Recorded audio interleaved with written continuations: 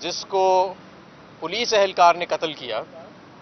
एक तरफ तो पुलिस ने एक फ़र्क अदालत में ये मदीयत ली हुई है कि वो हादसे में जाँ बहक हुआ, और दूसरी तरफ इस मुकदमे में उसी पुलिस ने ये बयान दिया है कि उसको इमरान खान, फ़ारूक हबीब, हमाद अज़हर वगैरह वगैरह ने मारा।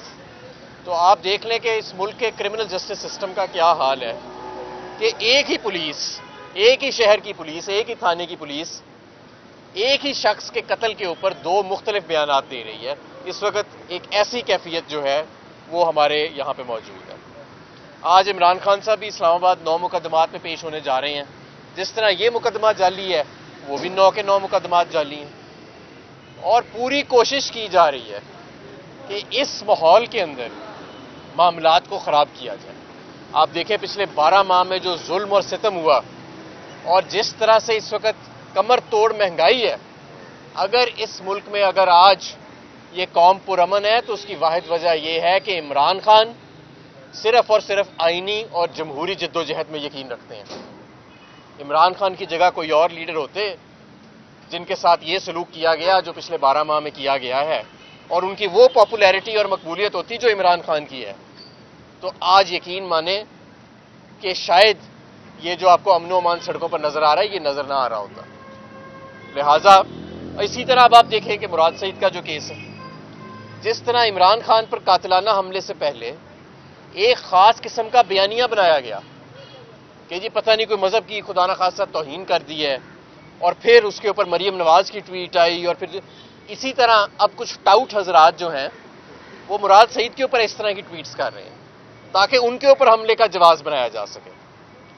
तो मैं अरबाब इख्तियार को यह बताना चाहता हूं कि ये मामलात जो हैं इनकी ज़रा नज़ाकत को समझ लें, पब्लिक का मूड समझ लें।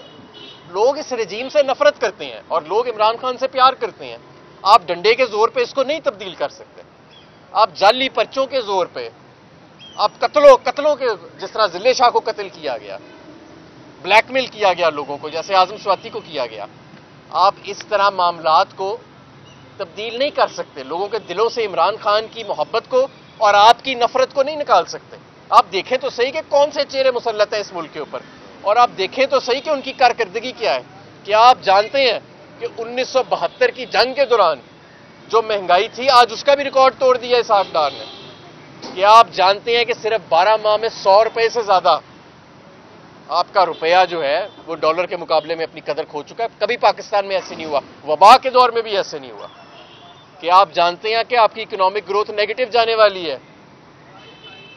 क्या आप जानते हैं, जरा जाके देखें इंडस्ट्रियल एरियाज में कि कैसे बेरोजगारी वहां पे लाखों की तादाद में मौजूद है, और हर हफ्ते लाखों की तादाद में लोग गुर्बत की लकीर से नीचे जा रहे हैं। और पूरी रियासत को किस चीज की परेशानी है कि इमरान खान को हरासा कैसे करना है, उसके चाहने वालों को कैसे हरासा करना है, और शायद डंडे के जोर पे इस सारी तहरीक को कैसे तोड़ना है। जो तहरीक है ही आइन की तहरीक इस मुल्क में इंसानी, कि जो जब आया, जिसकी जब जल्दी उसको जो जहन में आया, जो जोश चढ़ा तो उसे उठा के फेंक दिया।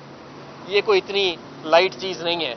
ये 2023 में एक मुकम्मल तौर पे इन्फॉर्म्ड अवाम जो है वो उसके साथ अब ऐसे खिलवाड़ नहीं किए जा सकते, और इस मुल्क के साथ ऐसे खिलवाड़ नहीं किए जा सकते।